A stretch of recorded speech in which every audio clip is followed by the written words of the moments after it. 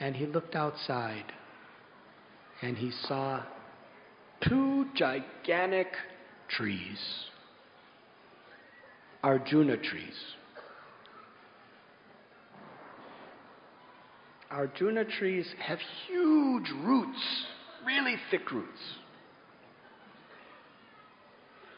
And when Krishna looked at those trees,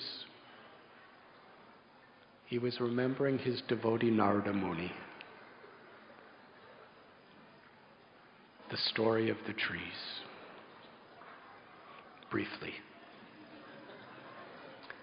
Nalakuvera and Manigriva. They were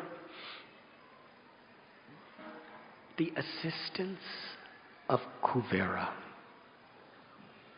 Sons of Kuvera, who's the treasurer of the devas. That means they were living in a heavenly abode. Their bodies were heavenly beautiful. They had incredible physical strength and handsome qualities. They had amazing degrees of wealth, property, ornamentation. They had tremendous personalities. Everything they did was so expert. And they were proud. It's hard to be better than so many people and not be proud. So they were thinking that they just have the right to enjoy any way that they want to enjoy. They were in a lake, in a heavenly resort, with heavenly ladies. And they were all without clothes on, playing with each other. And Narada Muni, the great sage, the great rishi, he's a brahmachari, he's a swami. He comes by with his veena, singing, Narada Muni bhajai veena radhikara māna-dena. And when the ladies saw Narada Muni, the great sage, they became very sober. Nalakuvera and Manigriva were intoxicated on all kinds of wines, heavenly nectars. The ladies got out and they covered themselves and they offered their pranams to Narada Muni with respect. But Nala and Kuvera and Manigriva, they couldn't care less about one of these Hare Krishna people coming by. They totally ignored Narada. We have our wealth, we have our prosperity, we have our power, we have our business, we have our families. That's how intoxicated they were. Narada Muni was feeling so much compassion for them. Narada Muni doesn't have a house, he doesn't have a bank account. He has nothing. All he has is love for Krishna and Krishna's holy name.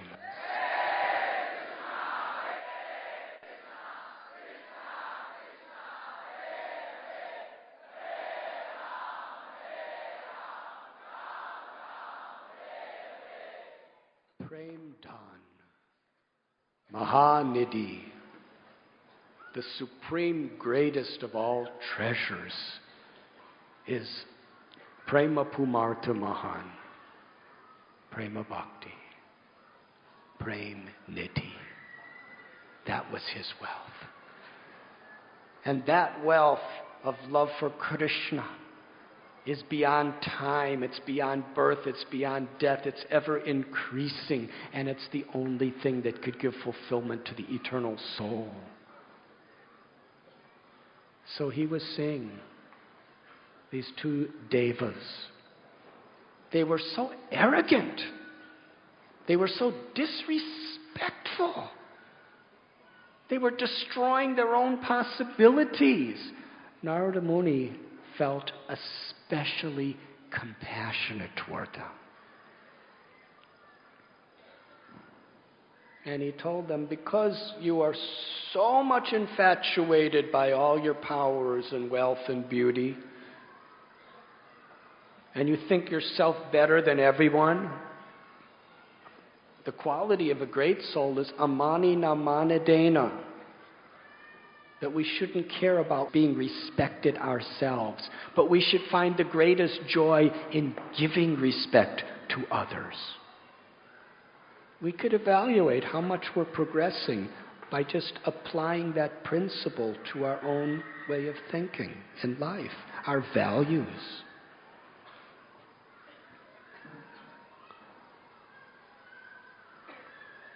He said, you are standing before a great sage, naked like a tree. I bless you to become trees. Now, Nalakuvera and Manigriva, to them that was a serious curse. When you're attached to all of this, and now they're just going to be trees. But the thing is, they had tree bodies, but they had the exact same consciousness as Manigriva and Nalakuvera. Generally, trees have tree consciousness. It's a very, very undeveloped state of God consciousness. Trees are conscious. They feel. But if they had the consciousness of a human, how could they stand throughout the winter being covered with ice and stand in the summer giving shade to others and just being burning in the sun? But these two devas had the full consciousness of devas in the bodies of trees. They stood in one place. Even if they have an itch, that itch may go on for 10,000 years and they can't scratch it. That's a tree. And little insects are going, and they're... Trees don't mind, they like it. But when you're in a very developed demigod consciousness, more developed than a human even, in the body of a tree, very difficult. But they were there for many, many years. And Narada Muni, he arranged for them to be trees in the courtyard of what would be the house of Nanda, Yashoda, Krishna, Balaram. So they could see, they could feel, they could hear. They couldn't speak, they couldn't move, but they could just take it all in. So from Krishna's day of birth, Nalakuvera and Manigriva were watching his pastimes. They were seeing the intimate, sweet, loving relations between he and Nanda and Yashoda and the Gopas and the Gopis. And ever since Krishna's birth, he was seeing them. They were just near the gateway of Gokul. And Krishna was thinking that my dear devotee Narada, he put these demigods as trees here. And they're kind of like bound up into these tree bodies. And now that I'm bound up by a rope to this wooden grinding mortar, I'm feeling special sympathy for them. I will fulfill the desire of my devotee, because my devotee put them here so that they can attain the highest perfection of ecstatic love. Whatever a great devotee does, however it may appear, it's always with the intention of pure compassion, and it's the greatest blessing. So little baby Krishna, he was just a couple years old. He started crawling, and he pulled, and somehow this big, big wooden grinding mortar started dragging behind him. And the little children, they were amazed. They were saying, Gopal, you're pulling the grinding mortar. And Gopal was just smiling like this. And they were, Gopal, you're actually pulling the grinding mortar. This is wonderful. What are you going to do? And Krishna was smiling. And he went between the trees. And as he crawled between the trees, the grinding mortar got caught between them. And Krishna just pulled once more.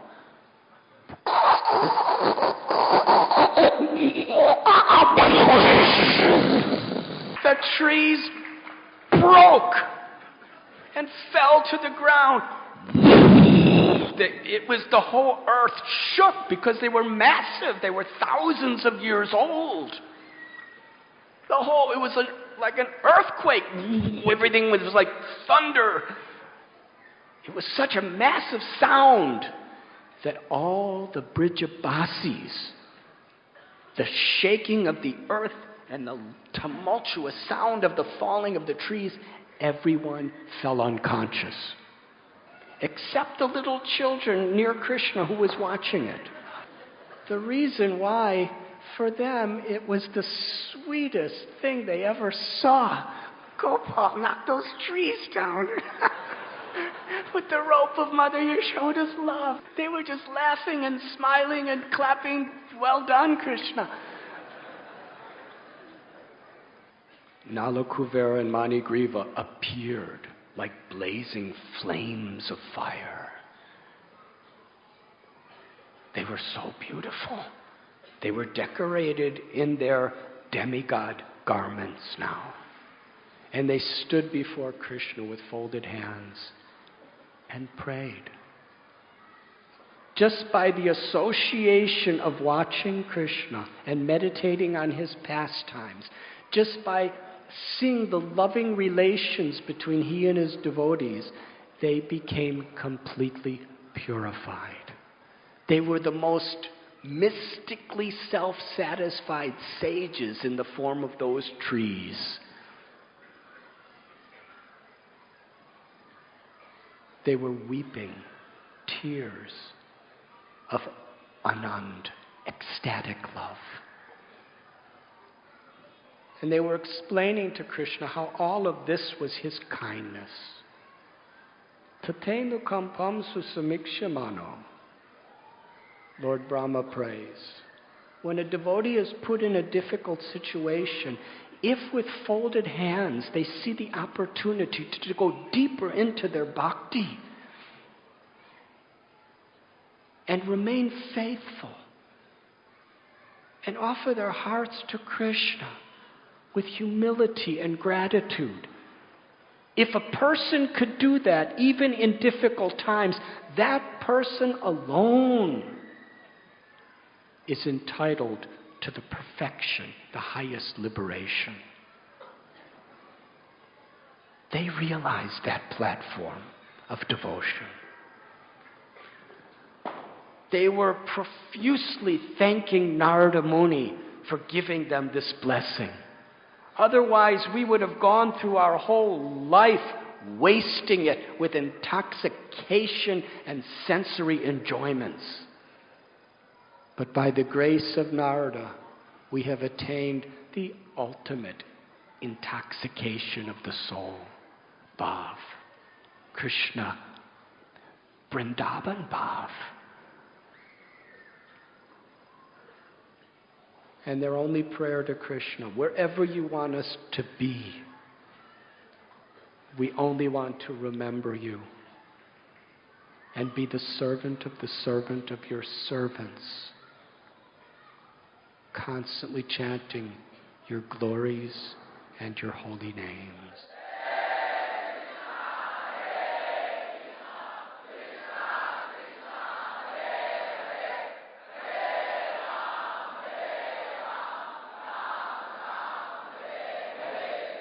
Krishna blessed them. He's just a little baby, still tied up, and he's blessing the demigods and giving them permission to go back to their abodes. But now they're pure devotees. They're Paramhamsa, Mahatmas. You were listening to Radhanath Swami on devotionalnectar.com.